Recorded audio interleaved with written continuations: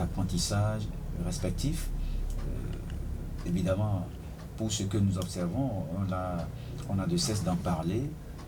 Des élèves de 15 ans, 14 ans, 12 ans, à qui on donne une moto et sur la voie, ils s'amusent, ils font de la vitesse. Vous comprenez que lorsqu'on se comporte comme ça sur la voie publique, on ne peut pas éviter des accidents. L'autre chose, c'est qu'ils n'ont pas totalement la maîtrise des prescriptions du code de la route. Et donc, tout ceci mis ensemble avec l'imprudence, les accidents sont vite arrivés. C'est vrai, on a vu les actions que mène le CNSR, notamment zone nord, pour sensibiliser cette couche-là. Mais malgré tout, il faut regretter que ces accidents surviennent. Mais il n'y a pas que ces apprenants, il y a bien d'autres qui partagent la voie et qui se comportent aussi de cette façon. C'est tout le monde qui se comporte comme ça. Il y a les conducteurs de taxi-moto, il y a les autres usagers aussi. On continue de brûler le feu. Moi, j'étais hier déjà au carrefour da Silva. Nous, on était stationnés, mais ça passait. Il y a des motos qui passaient. Et donc, quand vous voyez les gens se comporter comme ça, vous vous posez la question de savoir si tout le travail que le CNSF fait pour sensibiliser les populations, les usagers de la voie publique, est-ce que ces sensibilisations passent? Mais je me dis que l'effort que le CNSF fait passe parce que, eh bien, s'il n'y avait pas ces sensibilisations, on allait assister peut-être au pire sur les voies publiques. Donc, ça dit que le travail du CNSF est en train de payer et que le CNSF ne doit pas, disons, croiser les bras. Oui, mais le CNSR doit poursuivre cette sensibilisation. Non, le CNSR, oui, mais c'est d'abord vous, Epiphane Djabi, vous qui êtes sur cet engin, vous qui pensez toujours que la route est un environnement où on peut se distraire. La route est un environnement très dangereux et dès que vous êtes sur la route, plus de distraction, c'est la concentration totale. Mais ce n'est pas ce que nous observons en circulation. On constate qu'en circulation, on peut se lancer dans des causeries, on peut mal stationner sur la voie, on peut bien sûr mettre le téléphone dans le casque, on peut être au volant et être en train de rédiger un message, c'est tout un désordre. Et quand l'accident intervient, parfois ce n'est pas celui que les témoins incriminent, forcément le fautif.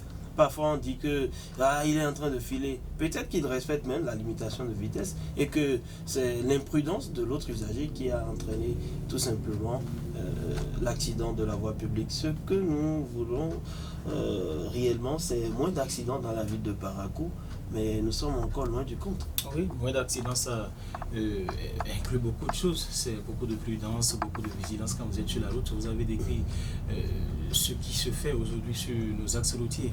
Quand vous prenez l'accident survenu hier en face du marché dépôt, vous savez que malgré tout ce qui se faisait, j'étais à quelques encablures quand j'ai appris qu'il y avait un accident. J'ai fait un tour, malgré que la circulation était entre griffes bloquée et qu'il y avait juste qu'une petite portion pour passer. Quand vous voyez la vitesse avec laquelle les gens traversaient cette petite portion-là, je me dis à un certain moment, bon, tout le monde est concentré à regarder l'accident et quand vous tournez d'eau rapidement, pour vous, c'est qu'il faut traverser. Et si un autre accident survenait, donc ça interpelle, je dirais, la conscience de tous ceux qui sont aujourd'hui des usagers de la route. Quand vous êtes sur la route, il y a des comportements adoptés. Malheureusement, ces comportements-là ne sont pas adoptés. Raoul parlait tout à l'heure de sensibilisation du CNSR. Le CNSR fait toujours ces sensibilisations, on va faire ce qu'il peut faire. Mais à un certain moment, ce sont nous, même population, qui allons nous poser les vraies questions. Qu'est-ce que nous devions faire quand nous sommes sur la route? C'est le téléphone qui est à la main, c'est des appels qu'on reçoit, on ne veut pas perdre du temps, on veut vite et peut-être rejoindre le lieu où nous allons. Et juste après cet accident-là, tenez, il y a un autre encore qui s'est produit à Beyerou, un peu pour dire que la vigilance n'est pas encore de mise alors que nous traversons, vous connaissez très bien, vous le savez, cette période-là, la période de fin d'année où tout le monde est pressé, la circulation est parfois dense, les règles au niveau de la sécurité devraient être corsées. Au niveau des feux tricolores également, c'est un constat déplorable. Quand le feu passe au rouge, vous vous attendez, il y a l'autre qui quitte de l'autre côté, qui ne veut peut-être pas perdre son temps, comme ils ont l'habitude de le dire au niveau du feu, et qui tranquillement vient donc vous causer le dommage, quand même quand vous êtes debout et que vous pensez vous respectez le code de la route. Donc je crois que c'est beaucoup de prudence, beaucoup de vigilance, même pour vous-même qui respectez le code de la route.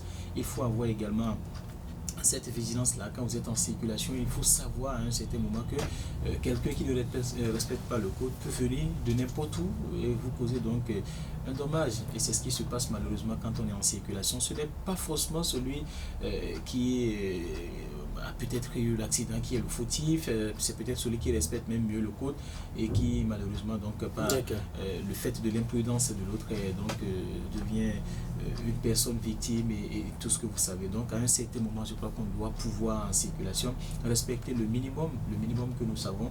Le feu tricolore est au rouge, je dois attendre.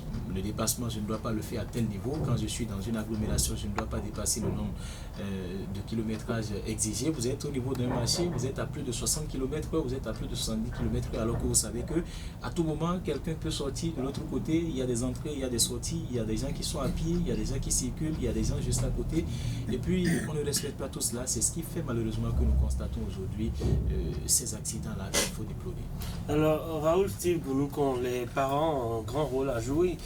D'ailleurs, on avait parlé de ce phénomène de surcharge dans le rang des apprenants et d'autres parents également, qui s'adonnent à la pratique des compteurs taxi-moto dès qu'ils sont midi ou 17h, vous les voyez. Pour les navettes, c'est avec plusieurs enfants sur la moto.